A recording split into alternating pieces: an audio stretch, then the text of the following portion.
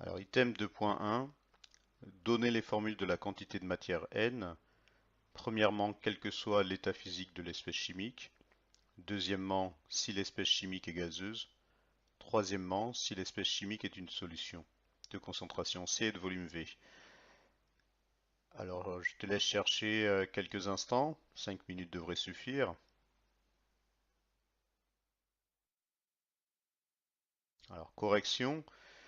La réponse est connue hein, pour l'état physique ou quel que soit l'état physique de l'espèce chimique. C'est la première formule, c'est-à-dire la quantité de matière petit n vaut la masse divisée par la masse molaire, ce qu'on écrit petit n égale m divisé par grand M. Alors l'unité de la quantité de matière c'est la mole.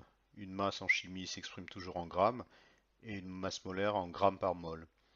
Deuxième question, si l'espèce chimique est gazeuse, alors on a la deuxième formule qui ressemble d'ailleurs à la première. Il suffit de remplacer la masse par le volume tout simplement et la masse molaire par le volume molaire, ce qui donne petit n, donc la quantité de matière est égale au volume divisé par le volume molaire. Le volume, c'est l'espace occupé par un corps. Et sache que le volume molaire Vmol dépend en fait des conditions normales de température et de pression. Et à 25 degrés, il me semble que c'est 24 litres par mol. Alors sache que le volume molaire est toujours donné, tandis que la masse molaire, elle doit s'évaluer s'il s'agit d'une molécule à partir de la classification périodique des éléments de Mendeleïev. Donc on a petit n égale V divisé par Vmol.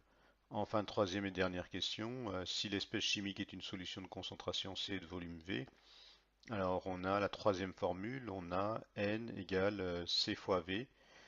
Alors N est en mol, V est en litres et la concentration molaire est en mol par litre. Alors on peut voir ça sur l'image de droite. On a quel que soit l'état physique, hein, c'est-à-dire qu'on ait un solide, un liquide comme dans la bouteille ou un gaz contenu dans cette bouteille. Donc quel que soit l'état physique, cette formule, cette première formule, elle est toujours valable, hein, sache-le. Quant à la deuxième formule, je l'ai déjà dit, la quantité de matière pour un gaz, c'est V divisé par V mol. Euh, et enfin, la dernière formule, elle s'applique donc pour un soluté, c'est-à-dire une poudre ou un gaz qu'on a dilué dans un liquide, et on obtient alors une solution de concentration C. Et la quantité de matière qu'il y a dans ce liquide, dans cette solution, ben c'est N égale C fois V, V étant le volume du solvant, c'est-à-dire du liquide. Alors un exercice où on va appliquer les trois formules, il s'agit en fait de trouver la formule correcte hein, parmi les trois proposées. Alors exercice, on dispose de 36 grammes d'eau. Premièrement, à quelle quantité de matière cette masse correspond-elle?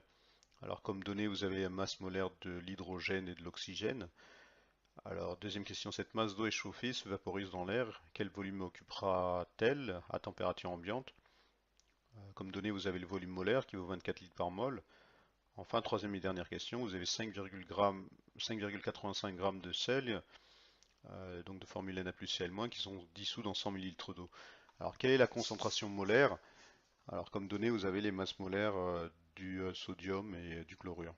Alors, je te laisse 5 minutes pour trouver la réponse, hein, je pense que c'est honnête.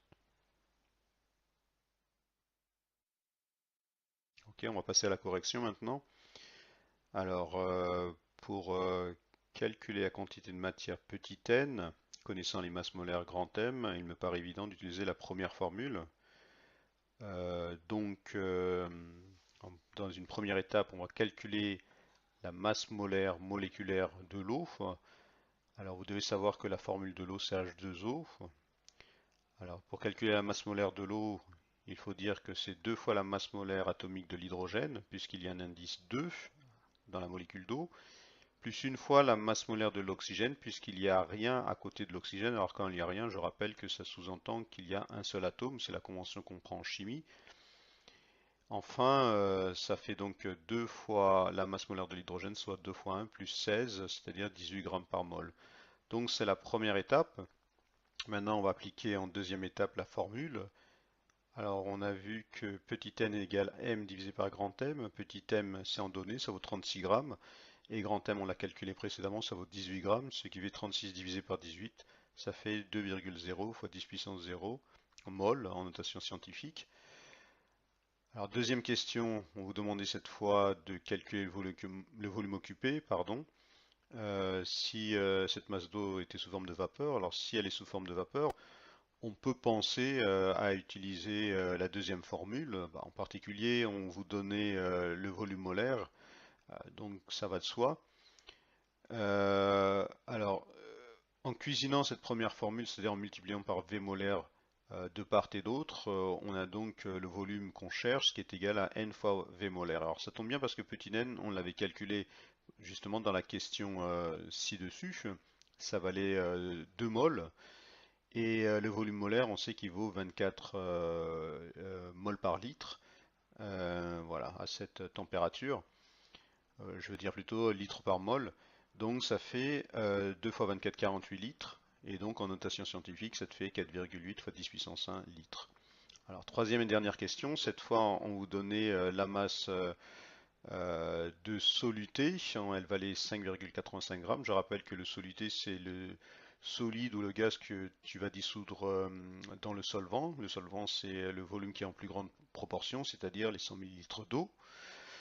Alors, on vous demandait la concentration molaire. Alors, il y a une seule des formules qui tient compte des concentrations molaires. C'est la troisième et dernière formule, donc on va l'appliquer. On a N égale C fois V, soit la concentration égale N divisé par V. Alors, naturellement, il va falloir déjà estimer petit n.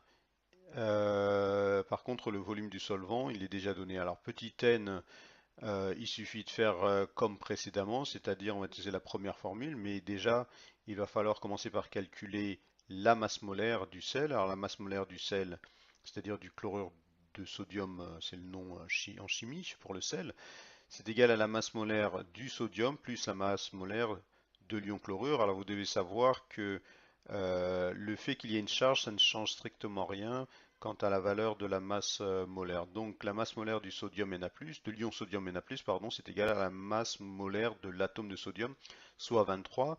Et la masse molaire de l'ion chlorure Cl-, c'est égal à la masse de l'atome de chlore, donc 35,5, c'est dans les données. Alors l'ensemble fait 58,5 grammes par mol.